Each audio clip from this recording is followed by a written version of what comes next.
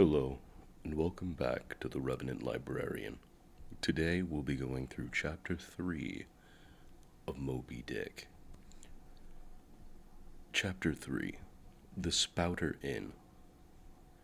Entering that gable-ended Spouter Inn, you found yourself in a wide, low, straggling entry with old-fashioned wainscots, reminding one of the bulwarks of some condemned old craft. On one side hung a very large oil painting so thoroughly besmoked, and every way defaced, that in the unequal cross-lights by which you viewed it, it was only by diligent study and a series of systematic visits to it, and careful inquiry of the neighbors, that you could any way arrive at an understanding of its purpose. Such uncountable masses of shades and shadows that at first you almost thought some ambitious young artist in the time of New England hags had endeavored to delineate chaos bewitched. But by dint of much and earnest contemplation and oft-repeated ponderings, and especially by throwing open the little window towards the back of the entry, you at last come to the conclusion that such an idea, however wild, might not be altogether unwarranted. But what most puzzled and confounded you was a long, limber, portentous black mass of something hovering in the center of the picture, over three blue dim perpendicular lines floating in a nameless east. A boggy, soggy, squitchy picture, truly, enough to drive a nervous man distracted. Yet there was a sort of indefinite, half-attained, unimaginable sublimity about it that fairly froze you to it, till you involuntarily took an oath with yourself to find out what the marvelous painting meant. Ever and anon a bright but, alas, deceptive idea would dart you through. It's the Black Sea in a midnight gale. It's the unnatural combat of four primal elements. It's a blasted heath. It's a Hyperborean winter scene. It's the breaking up of the ice-bound stream of time. But at last all these fancies yielded to one pretentious something in the picture's mist. That once found out, and all the rest were plain. But stop, does it not bear a faint resemblance to a gigantic fish? Even the great Leviathan himself? In fact, the artist's design seemed this, a final theory of my own, partly based upon the aggregated opinions of many aged persons with whom I have conversed on the subject. The picture represents a Cape Horner in a great hurricane, the half-foundered ship weltering there with its three dismantled masts alone visible, and in an exasperated whale, purposing to spring clean over the craft. It is in the enormous act of impaling itself upon the three mastheads. The opposite wall of this entry was hung all over with a heathenish array of monstrous clubs and spears. Some were thickly set with glittering teeth resembling ivory saws. Others were tufted knots of human hair, and one was sickle-shaped, with a vast handle sweeping round like the segment made in a new-mown grass by a long-armed mower. You shuddered as you gazed, and wondered what monstrous cannibal and savage could have ever done us death-harvesting with such a hacking, horrifying implement. Mixed with these were rusty old whaling lances and harpoons all broken and deformed. Some were storied weapons, with this once long lance, now wildly elbowed.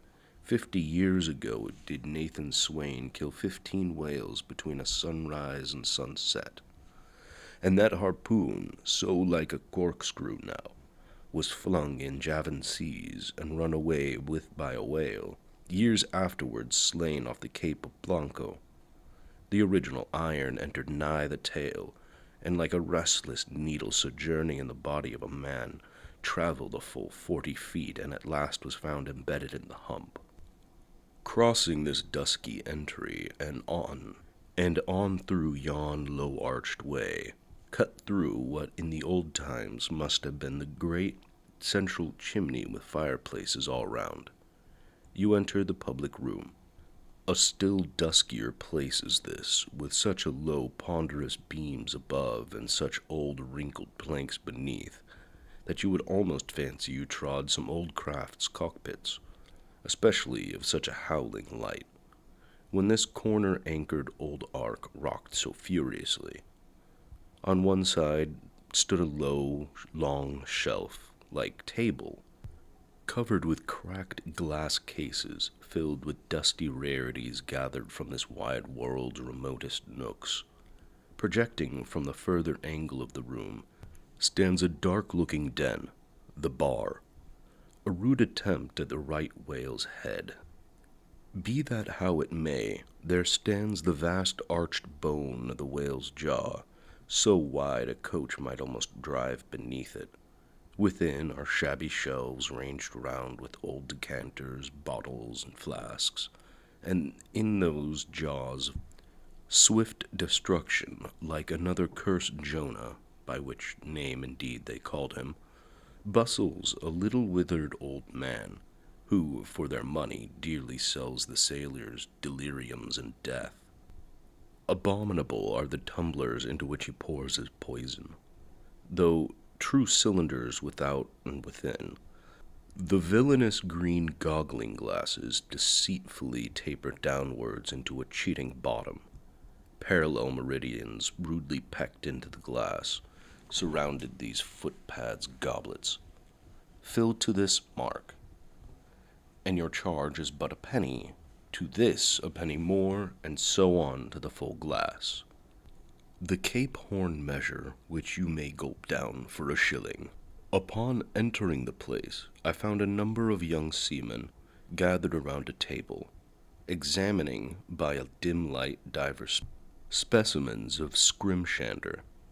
I sought the landlord, and telling him I desired to be accommodated with a room, received for answer that his house was full, not a bed unoccupied. But avast, he added, tapping his forehead, you hain't no objections to sharing a harpooner's blanket, have ye? I s'pose you're a-goin' for a whalin', so you'd better get used to that sort of thing.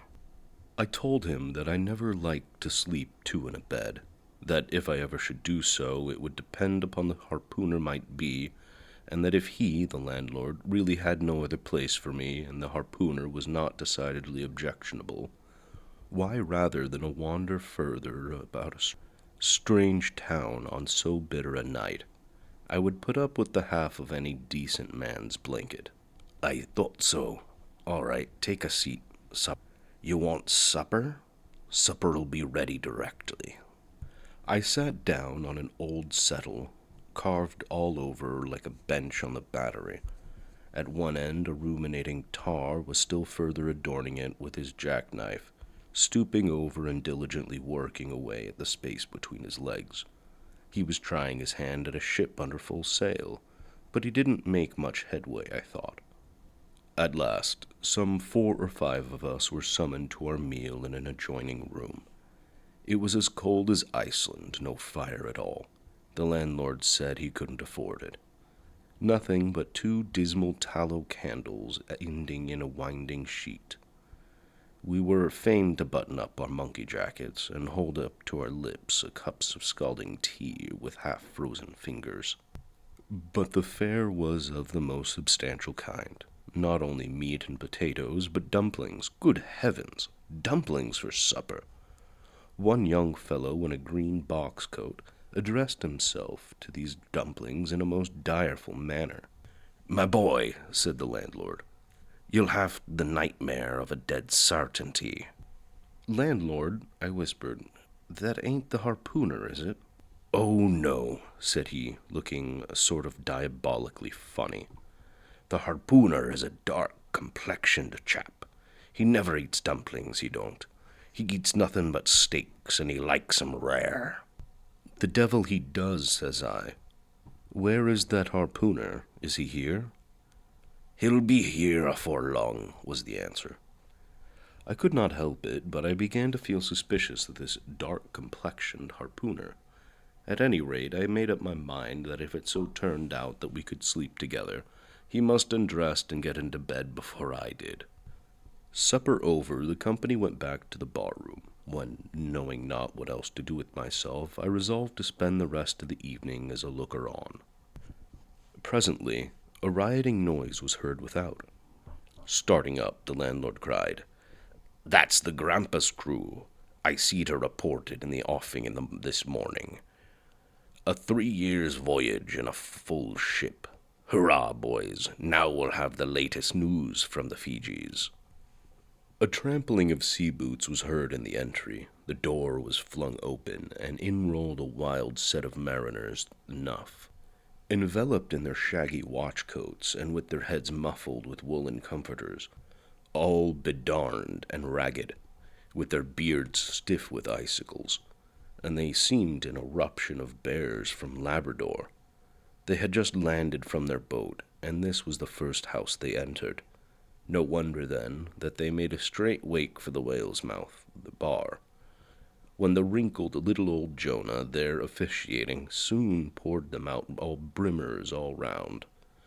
One complained of a bad cold in his head, upon which Jonah mixed him a pitch-like potion of gin and molasses, where he swore as a sovereign cure for all colds and catarrhs whatsoever. Never mind how long-standing, or whether caught off the coast of Labrador, or on the weather side of an ice island. The liquor soon mounted into their heads, as it generally does even with the Arantis toppers newly landed from sea, and they began capering about most obstreperously. I observed, however, that one of them held somewhat aloof, and though he seemed desirous not to spoil the hilarity of his shipmates by his own sober face, yet, upon the whole, he refrained from making as much noise as the rest. This man interested me at once, and since the sea gods had ordained that he should soon become my shipmate, though but a sleeping partner one, so far as this narrative is concerned, I will here venture upon a little description of him. He stood full 6 feet in height, with noble shoulders and a chest like a cofferdam. I have seldom seen such brawn in a man. His face was deeply brown and burnt, making his white teeth dazzling by the contrast, while in the deep shadows of his eyes floated some remembrances that did not seem to give him much joy.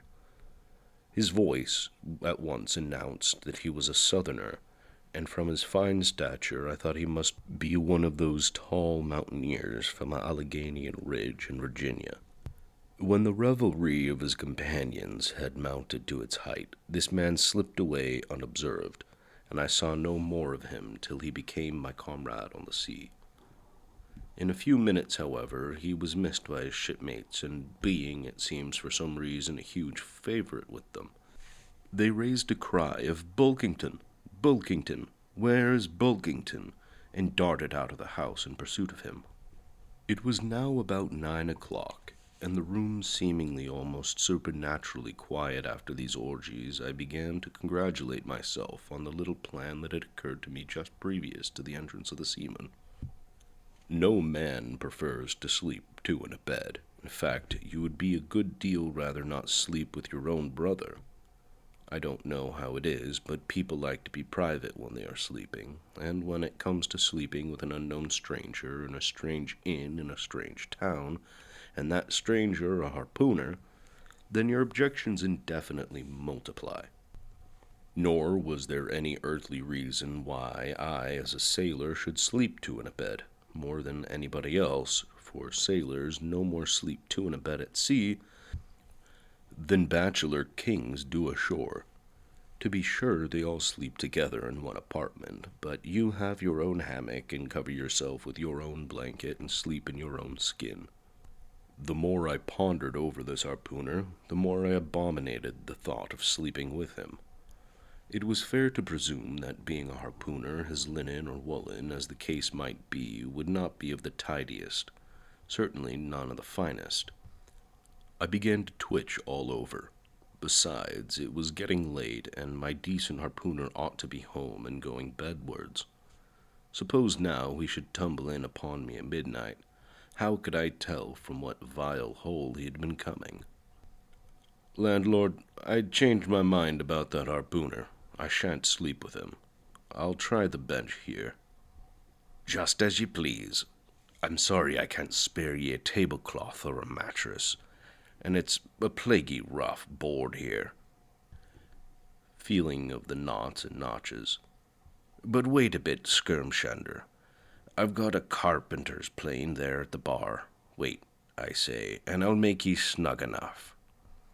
So saying, he procured the plane, with his old silk handkerchief first dusting the bench vigorously to set to planting away at my bed, the while grinning like an ape. The shavings flew right and left, till at last the plane iron came bump against an indestructible knot. The landlord was near spraining his wrist, and I told him for heaven's sake to quit. The bed was soft enough to suit me, and I did not know how all the planing in the world could make eightier down of a pine plank. So gathering up the shavings with another grin and throwing them into the great stove in the middle of the room, he went about his business and left me in a brown study. I now took the measure of the bench and found that it was a foot too short, and that could be mended with a chair. But it was a foot too narrow, and the other bench in the room was about 4 inches higher than the planed one. So there was no yoking them. I then faced my first bench lengthwise along the only clear space against a wall, leaving a little interval in between for my back to settle down in. But I soon found that there came such a draught of cold air over me from under the sill of the window that this plan would never do at all, especially as another current from the rickety door met the one from the window, and both together formed a series of small whirlwinds in the immediate vicinity of the spot where I had thought to spend the night. The devil fetch that harpooner, thought I. But stop. I couldn't steal a march on him, bolt his door inside, and jump into his bed, not to be wakened by the most violent knockings. It seemed no bad idea, but upon second thoughts I dismissed it. For who could tell by what in the early morning, so soon as I popped out of the room, the harpooner might be standing in the entry, all ready to knock me down. Still, looking round me again and seeing no possible chance of spending a sufferable night unless in some other person's bed, I began to think that after all I might be cherishing unwarrantable prejudices against this unknown harpooner. Thinks I, I'll wait a while. He must be dropping in before long. I'll have a good look at him then, and perhaps we may become jolly good bedfellows after all. There's no telling.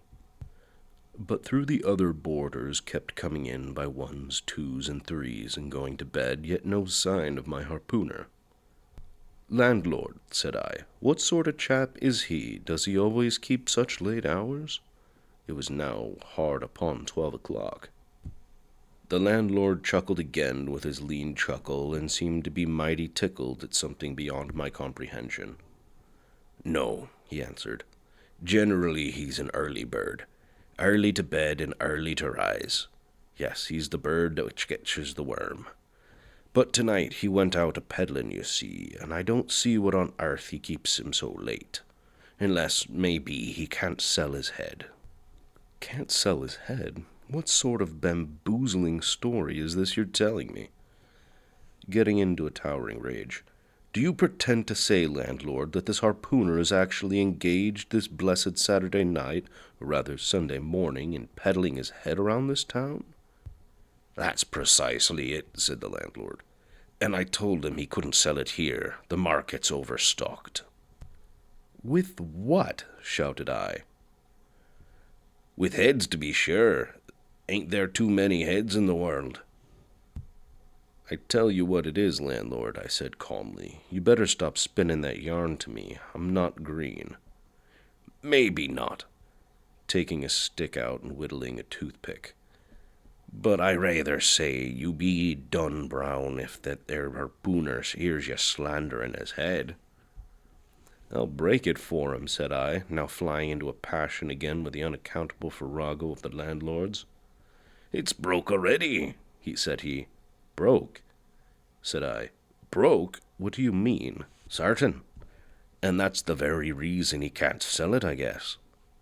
"Landlord," said I, going up to him as cool as Mount Hecla in a snowstorm, Landlord, stop whittling. You and I must understand one another, and that too without delay. I come to your house and want a bed. You tell me you can only give me half of one, and the other half belongs to a certain harpooner. And about this harpooner, whom I have not yet seen, you persist in telling me the most mystifying and exasperating stories, tending to beget in me an uncomfortable feeling towards the man whom you deign to be my bedfellow. A sort of connection, landlord, which is an intimate and confidential one in the highest degree. I now demand of you to speak out and tell me who and what this harpooner is, and whether I shall be in all respects safe to spend the night with him. And in the first place, you will be so good as to unsay that story about selling his head, which, if true, I take to be of good evidence that this harpooner is stark mad, and I've no idea of sleeping with a madman. And you, sir, I mean landlord, you, sir, by trying to induce me to do so knowingly, would thereby render yourself liable to a criminal prosecution. Wall, said the landlord, fetching a long breath, that's a purty long sarmon for a chap that rips a little now and then. But be easy, be easy. This harpooner I've been telling you of has just arrived from the South Seas, where he bought up a lot of balmed New Zealand heads, great curios, you know, and he sold all of 'em but one, and that's the one he's trying to sell tonight. 'Cause tomorrow's Sunday, and it would not do to be selling human heads about the streets when folks be going to churches. He wanted to last Sunday, but I stopped him just as he was going out the door with 4 heads strung on a string, for all the earth like a string of onions.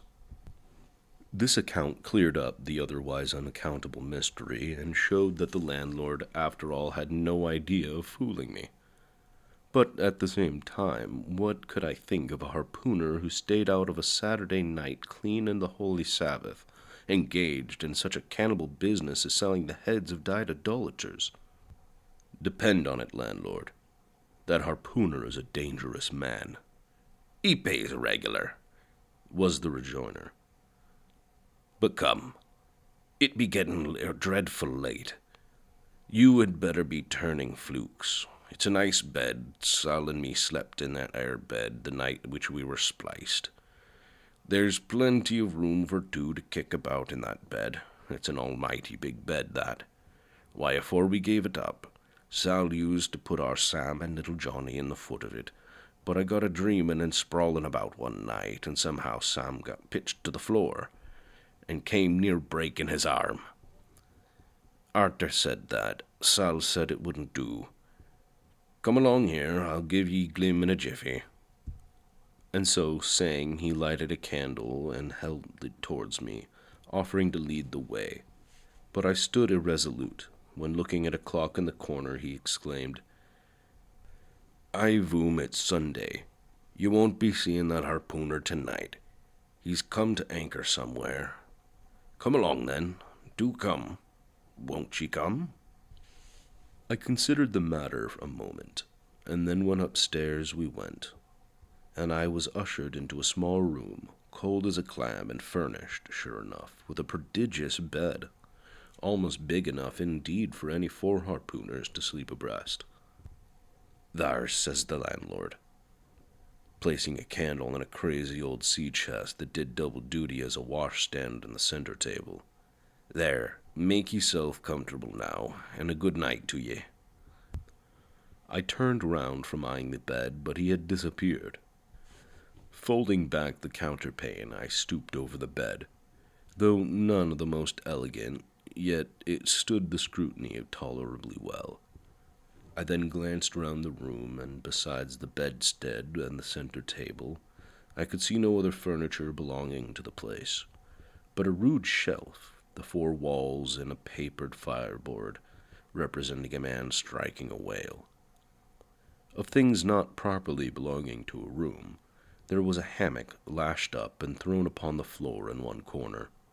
Also a large seaman's bag containing the harpooner's wardrobe, no doubt in lieu of a land trunk.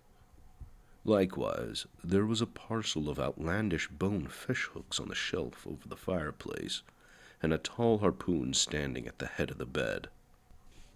But what is this on the chest? I took it up and held it close to the light, and felt it and smelt it, and tried every way possible to arrive at some satisfactory conclusion concerning it. I can compare it to nothing but a large doormat, ornamented at the edges with little tinkling tags, something like the stained porcupine quills round an Indian moccasin. There was a hole or slit in the middle of this mat, as you would see the same in South American ponchos. But could it be possible that any sober harpooner would get into a doormat and parade the streets of any Christian town in that sort of guise? I put it on to try it, and it weighed me down like a hamper, being uncommonly shaggy and thick, and I thought a little damp, as though this mysterious harpooner had been wearing it on a rainy day. I went up in it to a bit of glass stuck against the wall, and I never saw such a sight in my life. I tore myself out of it in such a hurry that I gave myself a kink in the neck. I sat down on the side of the bed and commenced thinking about this head-peddling harpooner and his doormat. After thinking some time on the bedside, I got off and took off my monkey jacket, and then stood in the middle of the room thinking.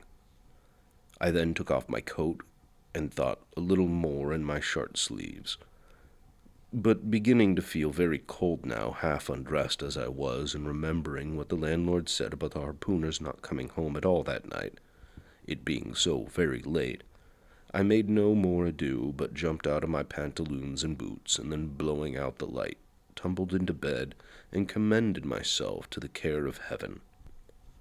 Whether that mattress was stuffed with corn cobs or broken crockery, there's no telling, but I rolled about a good deal and could not sleep for a long time. At last, I slid off into a light doze and had pretty nearly made a good offing towards the land of Nod, when I heard a heavy footfall in the passage and saw a glimmer of light come into the room from under the door. Lord save me, thinks I, that must be the harpooner, the infernal head peddler. But I lay perfectly still and resolved not to say a word until spoken to. Holding a light in one hand and that identical New Zealand head in the other, the stranger entered the room and without looking, walking towards the bed, placed his candle a good way off from me on the floor in one corner and began working away at the knotted cords of the large bag I before spoke of him as being in the room. I was all eagerness to see his face, but he kept it averted for some time while employed in the unlacing of the bag's mouth. This accomplished, however, he turned round, and when, good heavens, what a sight! Such a face! It was of a dark purplish yellow color here and there, struck all over with large blackish-looking squares. Yes, it's just as I thought. He's a terrible bedfellow. He's been in a fight, so dreadfully cut, and here he is, just from the surgeon. But at that moment he chanced to turn his face so towards the light, I plainly saw they could not be sticking plasters at all, those black squares on his cheeks. They were stains of some sort or other. At first I knew not what to make of this, but soon an inkling of the truth occurred to me. I remembered a story of a white man, a whaleman too, who, falling among the cannibals, had been tattooed by them. I concluded that this harpooner, in the course of his distant voyages, must have met with a similar adventure. And what is it, thought I, after all? It's only his outside. A man can be honest in any sort of skin. But then, what to make of his unearthly complexion? That part of it, I mean, lying round about and completely independent of the square tattooing. To be sure, it might be nothing but a good coat of tropical tanning. But I never heard of a hot sun's tanning a white man into a purplish yellow one. However, I had never been to the South Seas, and perhaps the sun there produced these extraordinary effects upon the skin. Now, while all these ideas were passing through me like lightning, this harpooner never noticed me at all. But after some difficulty having opened his bag, he commenced fumbling in it, and presently pulled out a sort of tomahawk, and a sealskin wallet with the hair on. Placing these in the old chest in the middle of the room, He then took the New Zealand head, a ghastly thing enough, and crammed it down into the bag. He now took off his hat, a new beaver hat, when I came nigh, singing out with fresh surprise. There was no hair on his head, none to speak of at least, nothing but a small scalp knot twisted up on his forehead. His bald purplish head now looked for all the world like a mildewed skull. Had the stranger not stood between me and the door, I would have bolted out of it quicker than I ever bolted a dinner. Even as it was, I thought something of slipping out the window, but it was the second floor back. I am no coward, but what to make of this head-peddling purple rascal together past my comprehension. Ignorance is the parent of fear, and being completely nonplussed and confounded about the stranger, I confess I was now as much afraid of him as if it was the devil himself who had thus broken into my room in the dead of night. In fact, I was so afraid of him that I was not game enough to just then address him and demand a satisfactory answer concerning what seemed inexplicable in him. Meanwhile, he continued the business of undressing, and at last showed his chest and arms. As I lived, these covered parts of him were checkered with the very same squares as his face. His back, too, was all over the same dark squares.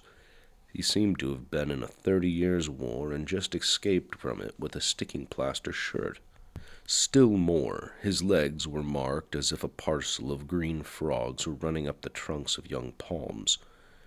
It was now quite plain that he must be some abominable savage or other shipped aboard of a whaleman in the South Seas, and so landed in this Christian country. I quaked to think of it. A peddler of heads, too. Perhaps the heads of his own brothers. He might take a fancy to mine. Heavens! Look at that tomahawk! But there was no time for shuddering, for now the savage went about something that completely fascinated my attention, and convinced me that he must indeed be a heathen. Going to his heavy grego or rapall or dreadnought, which he had previously hung on a chair, he fumbled in the pockets and produced a length of curious little deformed image with a hunch on its back, and exactly the color of a 3 days-old Congo baby. Remembering the embalmed head, at first I almost thought that this black mannequin was a real baby preserved in some similar manner, but seeing it was not at all limber, and that it glistened a good deal like polished ebony, I concluded that it must be nothing but a wooden idol, which indeed it proved to be.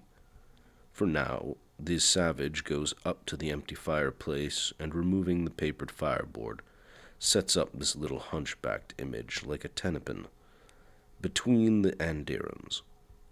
The chimney jabs and all the bricks inside were very sooty, so I thought this fireplace made a very appropriate little shrine or chapel to his Congo idol. I now screwed my eye hard towards the half-hidden image, feeling but ill at ease meantime, to see what was the next to follow. First, he takes about a double handful of shavings out of his grego pocket, and places them carefully before the idol, then laying a bit of shit biscuit on top and applying the flame from the lamp. He kindled the shavings into a sacrificial blaze. Presently, after many hasty snatches into the fire and still hastier withdrawals of his fingers, whereby he seemed to be scorching them badly, he at last succeeded in drawing out the biscuit. Then blowing off the heat and ashes a little, he made a polite offer of it to the little negro. But the little devil did not seem to fancy such a dry sort of fare at all. He never moved his lips. All these strange antics were accompanied by still stranger guttural noises from the devotee, who seemed to be praying in a sing-song or else singing some pagan psalmody or other, during which his face twitched about in the most unnatural manner. At last, extinguishing the fire, he took the idol up very unceremoniously and bagged it again in his grego pocket, as carelessly as if he were a sportsman bagging a dead woodcock. All these queer proceedings increased my uncomfortableness, and seeing him now exhibiting strong symptoms of concluding his business operations and jumping into bed with me, I thought it was high time now or never, before the light was put out, to break the spell in which I had so long been bound. But the interval I spent in deliberating what to say was a fatal one. Taking up his tomahawk from the table, he examined the head of it for an instant, and then holding it to the light with his mouth at the handle, he puffed out great clouds of tobacco smoke. The next moment the light was extinguished, and this wild cannibal, tomahawk between his teeth, sprang into bed with me. I sang out. I could not help it now. And giving a sudden grunt of astonishment, he began feeling me, stammering out something I knew not what. I rolled away from him against the wall, and then conjured him, however or whatever he might be, to keep quiet, and let me get up and light the lamp again. But his guttural response satisfied me at once that he but ill comprehended my meaning. "Who the bell are you?" he said at last. "You speak in damn knee, I kill ye." And so saying, the lighted tomahawk began flourishing about me in the dark. "Landlord, for God's sake, Peter Coffin," shouted I. "Landlord, watch, coffin, angels, save me. Speak ye, tell me who ye be, or damn be, I kill ye." Again growled the cannibal, while his horrid flourishings of the tomahawk scattered the hot tobacco ashes about me, till I thought my linen would get on fire. But thank heaven, at that moment the landlord came into the room, light in hand, and leaping from the bed, I ran up to him. "Don't be afraid now," said he, grinning again. "Queepig here wouldn't harm a hair on your head." "Stop your grinning," shouted I, "and why didn't you tell me that infernal harpooner was a cannibal?" "I thought you'd knowed it. I didn't tell ye he was a peddling heads around town. But turned flukes again, and I go to sleep. Queepig, look here. You sabby me. I sabby. You, this man, sleepy you sabby." "Me sabby plenty," grunted Queerpig, puffing away at his pipe and sitting up in bed. "You get in," he added, motioning me with his tomahawk and throwing the clothes to one side. He really did this in not only a civil but a really kind and charitable way. I stood looking at him for a moment. For all his tattooings, he was on the whole a clean, comely-looking cannibal. What in all this fuss I have been making about, I thought to myself. The man's a human being, just as I am. He has just as much reason to fear me as I have to be afraid of him. Better sleep with a sober cannibal than a drunken Christian. Tell him to stash his tomahawk there, or pipe, or whatever you call it. Tell him to stop smoking, in short, and I will turn in with him, but I don't fancy having a man smoking in bed with me. It's dangerous. Besides, I ain't insured. This being told to Queepig, he at once complied, and again politely motioned me to get into bed, rolling over to one side as much to say, "I won't touch a leg of ye." "Good night, landlord," I said. "Aye, you may go." I turned in and never slept better in my life. That concludes Chapter 3 of Moby Dick. This has been the Revenant Librarian, signing off.